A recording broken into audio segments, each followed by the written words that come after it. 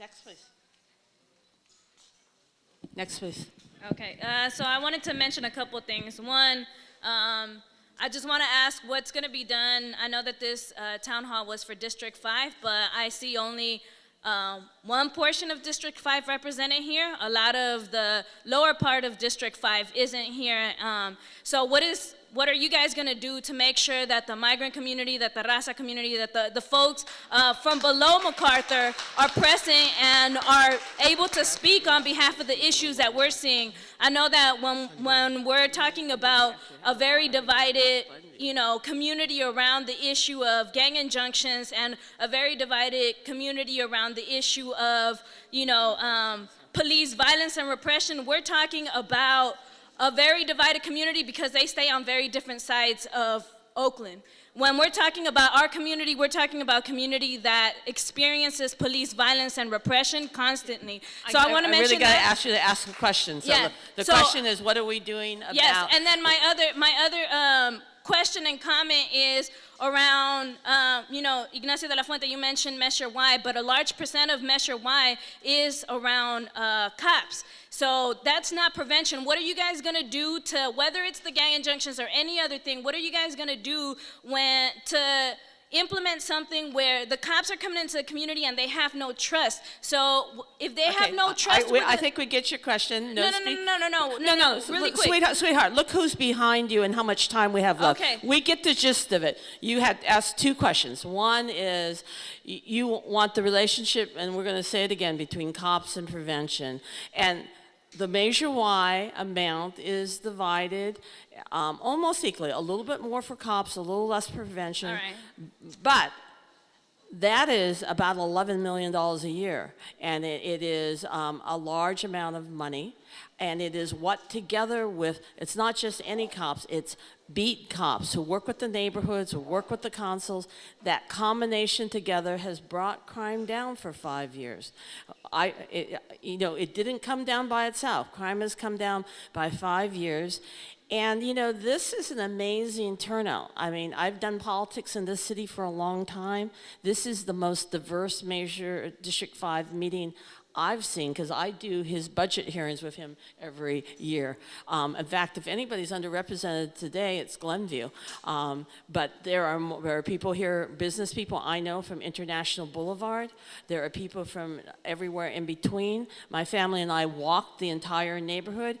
Can't make people come, but most of the area between International and 580 was walked and knocked. We asked people personally to come. So that's the best I can do. Okay, next question. Hi, my name is Bob Feinbaum. I live right off Fruitvale Avenue. As Mr. De La Fuente probably knows, the traffic on Fruitvale Avenue continues to get worse and worse. The city supposedly improved Fruitvale Avenue, but what you did is you made a major bottleneck, which I hope you will correct. It's the corner of Foothill Avenue and Fruitvale Boulevard, that so-called bulb out that was done, right by the laundromat. Mr. De La Fuente knows where it is. It bollockses up traffic and it prevents the buses from getting through. Will you commit right now to get somebody with jackhammers out just stop that? Let me tell you, yes, we're working on it, and hopefully we'll be, I'm not gonna give you a specific date, but it will be fixed. Okay. We on it. You're absolutely right. I live on Fruitvale on Davis, so Okay. that's my route. So I hear you, and we'll fix it. Second quick comment, and that is, I don't know to what extent the police department is still under the consent decree of the federal court. If it is, you should move quickly to get it out from under the federal court. Federal courts have no business in running police departments. I have to say I'm working a lot and very hard on that. We're going to reduce some of the costs, but the reality is we've had some recurring problems, and the judge is not going to let us go until we stop having those problems. So probably no mayor, I've been told that no mayor has been as directly involved as I have been in this. I'm working on civilianizing some parts of the police department to get us out of the consent decree. You'll hear more later. Next speaker, please. I just want you to know that I think that it's going to take a lot of work, but I was the only council member that actually voted against it. I think it was a very good idea to enter, and that was before her time. Before her time was the only council member that voted against it because I felt that it will tie the hands of police, and obviously we're paying the price. But hopefully we can make a difference now. Although the judge says he might have just taken this over then, but we'll see. We have constant discussion. Next. Hi, my name is Leslie Santiago, and I've been living in the Fruitville for ever since I was 7 years old.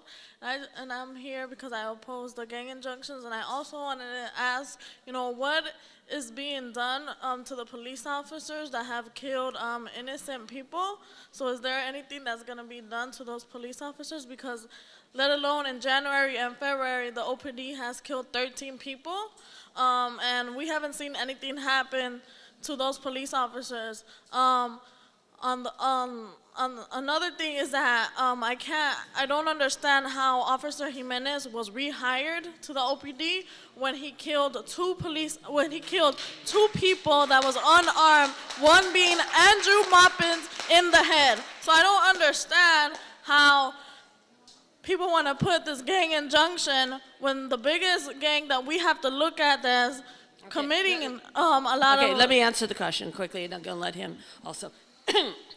The city is deciding whether or not we're going to fight that decision, and they have not yet made that decision. So hang on. That it was a ruling by the arbitrator, or was a administrative law judge, that he would get his job back. It is currently under consideration.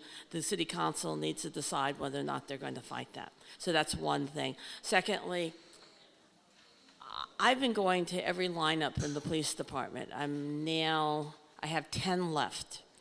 There's 28 lineup groups. Most of the police officers in the city are very good officers, and a very few have been found in the past guilty of violating the civil rights of the people in Oakland. We've had a long history of that.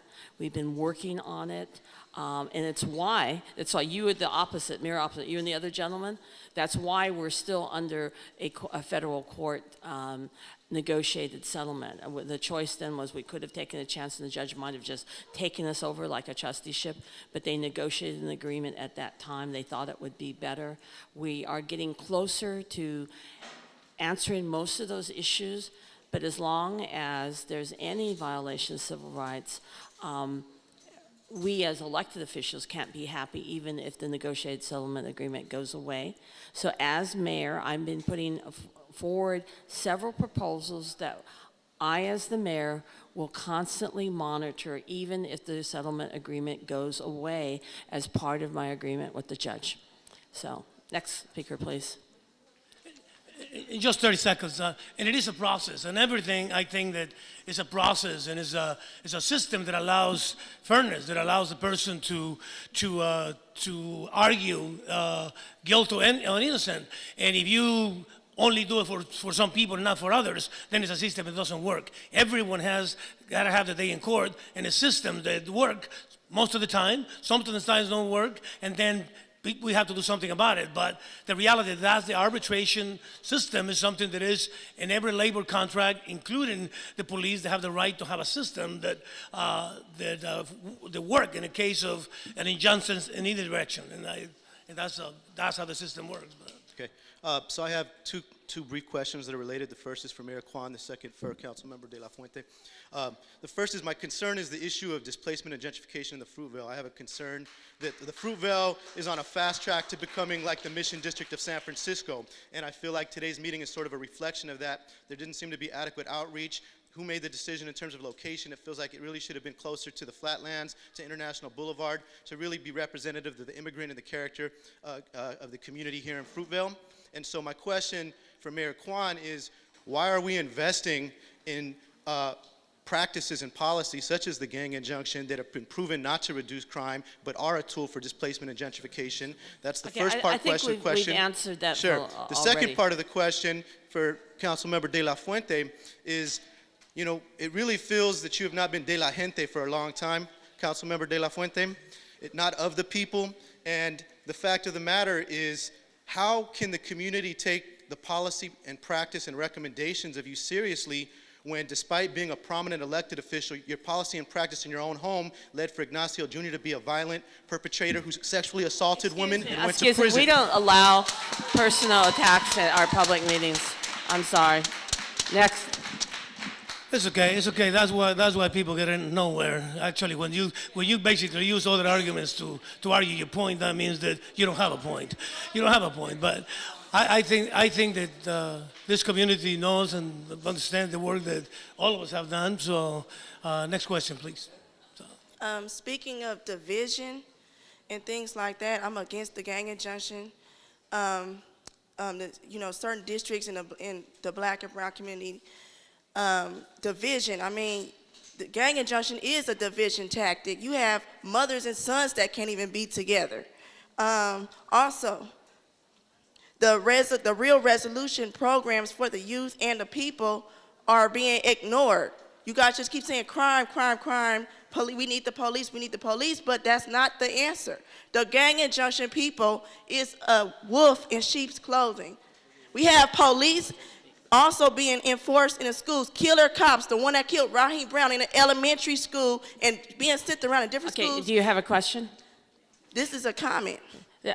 Well, this is question time. If What you'd are you like- guys going to do about this? Because it seems like you actually are creating the problem, inflicting the problem, and you're not really solving it, and you're making it seem like you're solving it. What if, for example, a scenario, crimes going on in a certain area, it might not even be the people in the area. It might be an undercover cop doing that crime.